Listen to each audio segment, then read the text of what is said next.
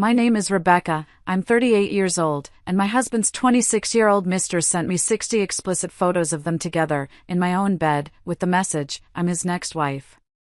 Before I tell you how I made sure those photos made her famous in a way she never, ever expected, let me know where you're watching from in the comments. It's always amazing to see how far these stories can reach. Okay. So. The phone. It lit up on the kitchen counter where I'd left it, a single point of light in the darkened room. It was late, almost midnight, and David was supposedly at a work dinner, a phrase that had become increasingly common over the past year. A text message notification flashed. Then another. And another. A relentless stream of them, buzzing with an ugly insistence. I walked over, a sigh of annoyance on my lips, expecting a work group chat gone wild or a late-night meme dump from my sister. What I saw instead, it didn't just knock the air out of my lungs. It felt like the floor dropped out from under the entire world. Photo after photo. 60 of them. An avalanche of betrayal delivered through a 5-inch screen. Sophia, his personal trainer from the gym, a girl with bright, empty eyes, barely older than my niece. And David, my husband of 15 years. My David.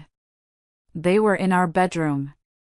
On the new, 800 thread count Egyptian cotton sheets I'd splurged on last month because I wanted us to feel a little bit of luxury.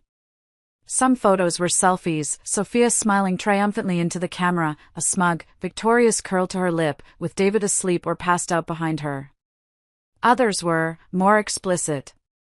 Posed. Deliberate. Each one was a separate, meticulously crafted stab to the heart. And they were all time-stamped. 11:42 p.m. on a Tuesday, the night he was closing a deal. 1:17 a.m. on a Friday, the night of his company retreat. Then came the final message, the one that tied it all together in a neat, cruel bow. A simple line of text beneath the final, most damning photo. I'm his next wife. You are nothing to him anymore. For a full minute, I couldn't move. I couldn't breathe. My hands started to shake, a tremor that began in my fingertips and traveled up my arm. The phone slipped from my grasp and clattered onto the cold tile floor. I braced myself against the granite of the countertop, my knuckles turning white, the only sound in the universe the frantic, panic thumping of my own heart. The world just went silent. There wasn't a scream in me. There were no tears. Just a hollow, ringing void where my life, my trust, my future, used to be. It felt like a punch to the gut, but the fist was still there, clenched and twisting, right under my ribs. After what felt like an eternity, I bent down, my movements stiff and robotic, and picked up the phone. The screen was cracked, a spiderweb of fractures across the glass, but the images were still there. Gleaming. Taunting me. And that's when something inside me shifted. The shock didn't disappear, but it froze. It crystallized into something else. Something cold, and hard, and terrifyingly clear. I looked at the photos again, but this time, through the haze of pain, I wasn't just seeing a betrayal. I was seeing data. Timestamps. GPS locations embedded in the metadata. I was seeing evidence. I walked over to my laptop, my feet silent on the hardwood floor. I opened a new folder on my secure, encrypted drive. I didn't name it Cheating Husband or The End of Everything. I named it Project Restructure. And one by one, with methodical precision, I downloaded every single photo, every message, every scrap of data. I didn't know it then, sitting there in the sterile blue light of the screen, but this wasn't just about an affair. This was the start of a war. And I had just been handed the battle plans. You know, for 15 years, I thought we had it all. Not a fairy tale, movie-perfect life, but a real one. A good one. There's a photo on our mantelpiece from our wedding day. David, so impossibly handsome in his tux, looking at me like I was the only person in the world, like I was a miracle. I was a 23-year-old marketing assistant with big dreams, he was a junior financial advisor with a hunger to succeed. We built everything from the ground up, together. I remember our first tiny apartment, celebrating with cheap pizza on the floor because we hadn't bought a table yet. We celebrated every small win, his first big client, my first real promotion. We planned for the future, sketching it out over glasses of wine. We had a chart for the college fund for the 2 kids we swore we'd have. We even joked about what inheritance we might leave them someday. Our combined salary wasn't huge at first, but it was ours. We were a team. He was my rock. I remember when my father passed away. It was sudden, a heart attack. The grief was a physical weight, and I thought it was going to crush me. After the funeral, I couldn't stop crying for days. David just held me. He didn't offer platitudes or try to cheer me up. He just sat with me in the dark, held my hand, and absorbed my pain. He was my partner, the other half of my soul. But the man who had been coming home for the past 6 months, he was a stranger wearing my husband's face. He was distant, his eyes always tired, his attention permanently glued to his phone. When I'd try to talk to him, to connect, it was like talking to a ghost. The excuses were a constant rotation. Stress at work. Big project. Gotta close this deal. A few months ago, at a dinner party with friends, I made a joke about his obsession with the gym, and he shot me a look so cold, so full of contempt, that it silenced the whole table. Later, he accused me of trying to embarrass him. The signs were there, like little red flags planted along the road to disaster. The faint, sweet smell of a perfume that wasn't mine clinging to his shirts. The credit card statements with charges from restaurants I'd never been to. When I'd ask, he'd become a master of deflection.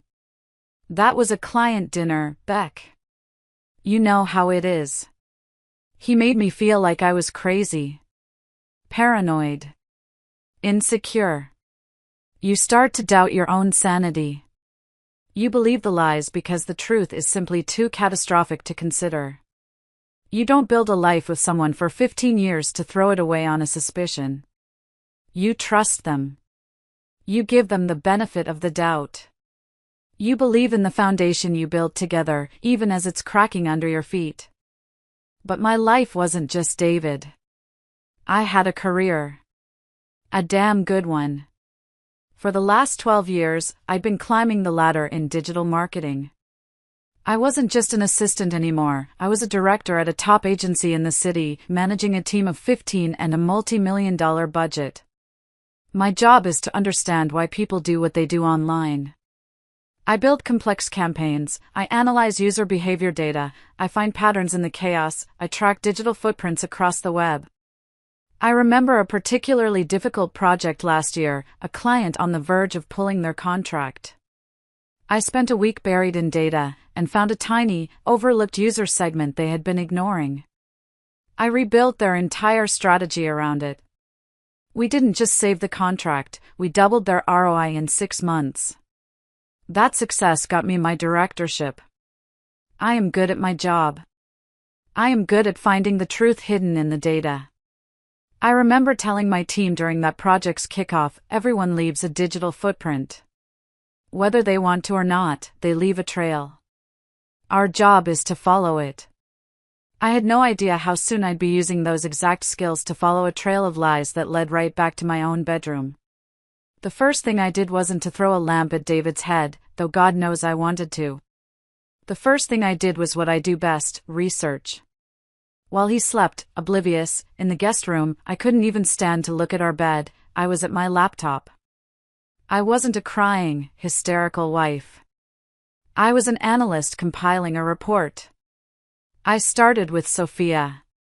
It was almost too easy. Her public social media was a monument to narcissism. A 26-year-old fitness instructor whose life looked like a curated ad for a life she couldn't possibly afford.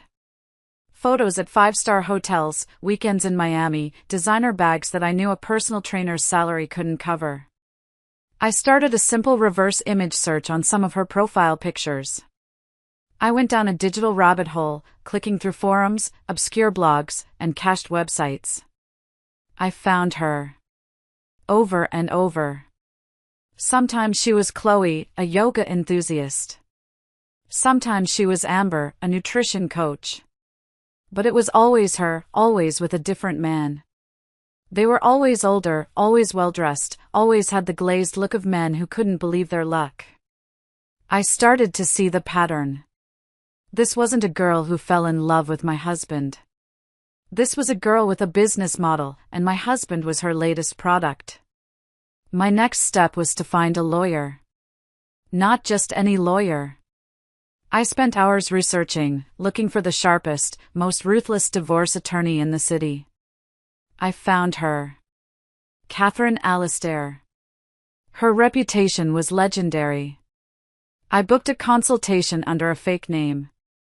I walked into her sleek, downtown office feeling like an imposter in my own life. I was wearing my best power suit, my project restructure folder on an encrypted USB drive in my purse.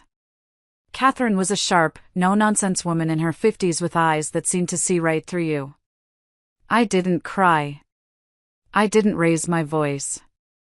I simply plugged the drive into her conference room monitor and said, "Here is the situation." I walked her through the 60 photos. Then I showed her the spreadsheet I'd started on Sophia's online activity, the other men, the expensive lifestyle, the network of connections I was beginning to map out. Catherine watched, her expression unreadable. She scrolled through the images, her face impassive. When I was done, she leaned back in her expensive leather chair. She didn't offer pity. She offered something infinitely better. Respect.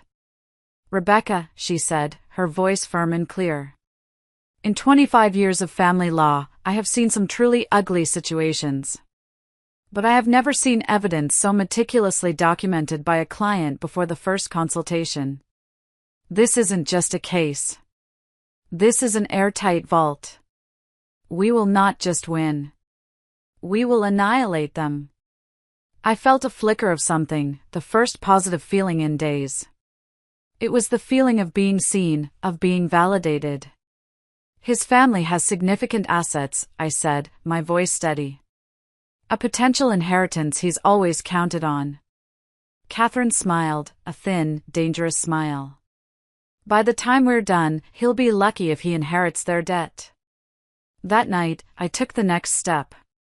I bought the domain name citysecrets.com. I spent the entire night building a simple, anonymous blog. It was clean, professional, and optimized for search engines with every keyword I could think of: cheating, affair, mistress, betrayal, divorce. I wrote the first post. I changed our names, calling myself Eleanor, David Mark, and Sophia Chloe. But I kept every other detail exactly as it happened. The sheets. The timestamps. The taunting message. I poured all the cold, hard, factual pain into that post, crafting it not as a diary entry, but as a case study. At 4 a.m., with the sky just starting to turn a bruised purple, I stared at the publish button. This was the point of no return. My finger trembled as it hovered over the mouse. Then I took a deep breath, and I clicked. I watched the little confirmation message pop up: "Your post is now live." A wave of pure terror and adrenaline washed over me. I got up and walked to the window, watching the city wake up, my own little digital bomb now floating out there in the ether. I went back to the computer and saw the first view. Then 10. Then 100. It was a digital heartbeat, and it was getting faster. The blog exploded. I had expected a few hundred views, maybe a handful of sympathetic comments from strangers. What I got was a tidal wave. Within 48 hours, it had 50,000 views. By the end of the week, it was over 200,000. But it wasn't the numbers that shocked me. It was the comments. Hundreds and hundreds of them. Women from all over the country, from all walks of life, sharing their own stories. This happened to my sister, they drained her husband's accounts. My ex-husband did the same thing, met her at the same gym. The girl even used the same lines on me, word for word. It was a chorus of shared pain, of shared betrayal, and my little blog had become its sanctuary. But the marketing analyst in me couldn't just sit back and watch. This was a focus group, and I was going to analyze the data. I started to categorize the comments in a spreadsheet, just like I would for a campaign analysis. I wasn't just looking for sympathy, I was looking for patterns. I tagged them by location, by the details they shared, the name of the gym, the brand of champagne they were always drinking in their pictures, the pet names they used. And I started seeing connections. The same gym chain, Ascend Fitness, was mentioned 5 times in 3 different states. A specific high-end restaurant in another city was mentioned twice. Certain phrases, certain manipulative tactics, kept repeating like a script. This wasn't just a collection of sad stories. This was a franchise. I decided to be proactive. I created a secure, anonymous email address and replied to 3 women whose stories were the most detailed and credible. I wrote, "I'm the author of City Secrets. I believe our stories are connected. I am building a case. Would you be willing to speak, anonymously?" 2 of them never replied. I understood. They were scared. But the 3rd one did. Her name was Emily. Her email simply said, "I know who you're talking about. I used to work at Ascend Fitness. It's worse than you think. I have proof." My blood ran cold. I arranged a call with her, using an encrypted app. Her voice was shaky at first, a nervous whisper. She was terrified of retaliation from Sophia. "She's not just a mean girl, she's dangerous," Emily whispered. I spent 20 minutes not asking for information, but explaining my methodology, how I was protecting sources, how I was building a wall of data. I had to earn her trust. Finally, she took a deep breath. "Sophia wasn't just a trainer," Emily said, her voice growing stronger. "She was the ringleader of a group they called the Platinum Circle. They would target wealthy, married men at the gym.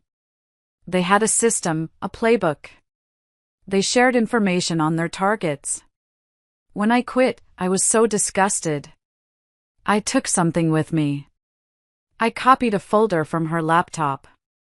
I didn't know what to do with it, but I couldn't just leave it there. 2 days later, an encrypted file transfer notification popped up on my screen. I downloaded the contents. It wasn't a folder. It was an arsenal. A black notebook, scanned page by page, and a USB drive's worth of files.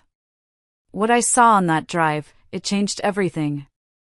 It was a series of spreadsheets, chillingly professional, just like the ones I would make for a marketing campaign. But the targets weren't customers.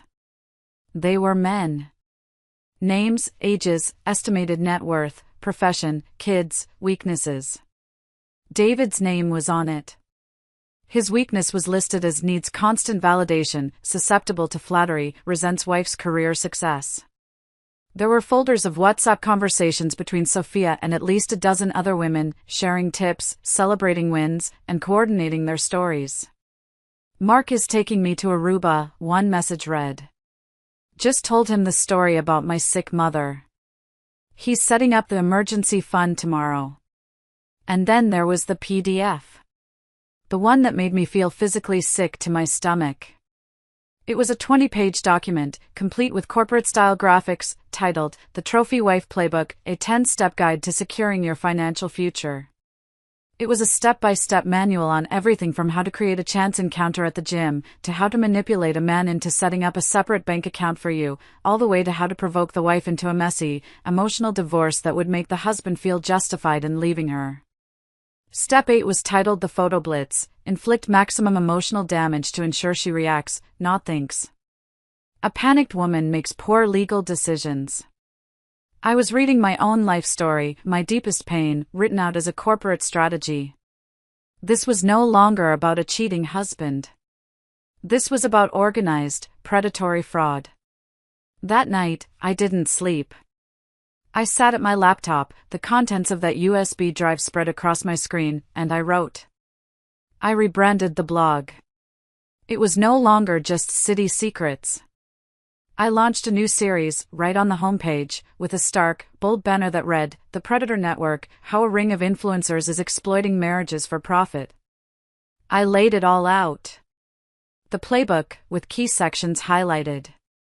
The spreadsheets, with names and financial data redacted to protect privacy but showing the scale. The WhatsApp messages, time-stamped and damning. I presented it not as a scorned wife's diary, but as an investigative report, complete with evidence, analysis, and sourcing. I published the first article in the series at dawn. The reaction was instantaneous and explosive. My original post had gone viral. This went nuclear. Within a day, it was picked up by a major online news outlet. Then another. By the weekend, my anonymous story was the subject of a segment on a national morning news show. I was sitting in my kitchen, drinking coffee, watching a panel of legal and psychological experts discuss the Predator Network and the documents I had leaked. David saw it, too. He walked into the kitchen, his face ashen, holding his phone, the article displayed on the screen. "Rebecca, is this?" He couldn't even finish the sentence. I just looked at him, my face a mask of stone. I didn't have to say a word. Then, the phone rang. It was an unknown number. I hesitated, then answered. A serious, professional voice on the other end. "Is this the publisher of the City Secrets blog?" It was a journalist, a well-known investigative reporter from a national newspaper. And an hour after that, another call came. This one was different. The voice was calm, authoritative, and it made the hairs on my arms stand up. "Ma'am, my name is Special Agent Phillips with the FBI. We have been investigating a multi-state financial fraud ring for the past 18 months. They've been very good at hiding their money. Your blog, and the documents you've published, just provided us with the last piece of the puzzle we needed to connect their activities to specific individuals. We need to talk." That was the real twist. My quest for personal justice had accidentally intersected with a federal investigation into financial crimes and money laundering. These women weren't just breaking hearts, they were breaking federal laws, moving money in ways that had gotten them on the government's radar. My evidence, the photos, the playbook, Emily's testimony, gave the FBI the probable cause they needed to get warrants for financial records and arrests. A week later, I was watching the evening news. And there she was. Sophia. No longer smiling smugly in my bed. This was a mugshot. Her face, pale and shocked, stripped of all its makeup and arrogance. The headline scrolled across the bottom of the screen, 12 arrested in $1.80 million romance fraud ring. They showed her being led away in handcuffs from her luxury apartment building. I had promised to make her famous. And I had kept my promise. The house was quiet. The media storm had started to calm down, at least for me. The FBI had what they needed, the story was now in their hands. All that was left was the silent, gaping wreckage of my own life. David finally came to talk to me. He didn't come with anger, or excuses, but with a profound, soul-crushing shame that seemed to make him smaller. He sat across from me on the living room sofa, a piece of furniture we'd picked out together, now a chasm between us. "I saw the news," he said, his voice barely a whisper. "They said I was a mark. They had a file on me. On my finances, my parents' inheritance, everything." He looked up, his eyes, once so full of life, were now hollow and pleading. "Beck, I was a victim too. Don't you see? She played me, all of it was a lie. I was stupid, so stupid. I let him talk. I let him pour out all the justifications, all the self-pity, the whole narrative where he was the real victim. The old me, the wife of 15 years, would have argued, or cried, or maybe even felt a sliver of pity for this broken man. But I wasn't that person anymore. That person had died on the kitchen floor a few weeks ago. When he was finished, his voice trailing off into a pathetic silence, I didn't say anything. I just stood up, walked over to my briefcase, and pulled out 2 sets of documents. I laid them on the coffee table between us. On the left was a copy of the divorce papers my lawyer had drawn up, signed and dated by me. On the right was a stack of our financial statements from the last year, with every suspicious withdrawal, every lavish gift to Sophia, every transfer to accounts I didn't recognize, highlighted in bright, unforgiving yellow. "This," I said, pointing to the financial statements, "is your weakness, David. Your need for an ego boost, your carelessness with our money, our future, the college fund we planned. That's the door you opened. They didn't have to kick it down, you held it wide open for them and offered them a drink." I pushed the divorce papers towards him. "I don't hate you, David. To hate you, I'd have to feel something. And I don't. I feel nothing but the need to move on."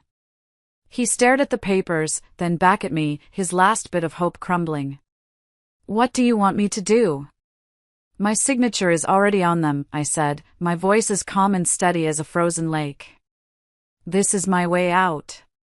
As for your path to redemption, you'll have to find that on your own." It was the last real conversation we ever had. There was no screaming match, no final, dramatic fight. Just the quiet, clean amputation of a life that was no longer mine. A year can change everything. The woman who sat in her kitchen, shattered by 60 photographs, doesn't exist anymore. The divorce was finalized quickly and quietly. David agreed to everything without a fight. He even cooperated fully with the FBI investigation as a witness. I sold the house. I couldn't stand the ghosts. I used the money to start over, in a bright, sunny apartment downtown that was all mine, filled with my books, my music, and my peace. My blog, City Secrets, became something more. After the story broke, I was flooded with offers. Book deals, interviews, movie rights. I took one. I wrote a book called From Victim to Victor. It became an unexpected bestseller. But the most important thing I did was use the platform I'd accidentally built. I founded the Victor Network, a non-profit organization dedicated to helping women who have been betrayed and defrauded. We provide legal aid, psychological support, and career reintegration programs. We have over 20,000 members nationwide. Sometimes, I work late, on a call with a woman on the other side of the country, her voice choked with tears, telling me her husband just left, that she found things on his phone. I listen, and I tell her, I know. I know it hurts. Now let's talk about a plan. I get to be the person I needed when my own world fell apart. I still have my analytics dashboard on my laptop. It's not so different from the ones I used in my old marketing job. But the metrics aren't clicks or conversion rates or ROI. There are a number of women who found new jobs, successful legal cases, members who report feeling hopeful about their future. I took the tools of my old life, the skills that I had honed for years, and used them to build a new one. I used my experience, my pain, and I weaponized it for good. So I want to leave you with this. To any woman out there who has been made to feel small, or old, or invisible. To anyone who has been told they are nothing. Our age is not our weakness, it's our strength. Our experience is not a burden, it's our secret weapon. And the moment we refuse to accept the shame that others try to place on us, the moment we decide to write our own story, that is the moment our real revolution begins. Thank you all so much for listening to my story. It means the world to share it with you. I have a question for you all. What's one piece of advice you would give to someone facing a deep betrayal? Let me know in the comments below. Your wisdom could help someone else watching this right now. And if this story resonated with you, please hit that like button and subscribe for more. It really helps the channel. I'll see you in the next one.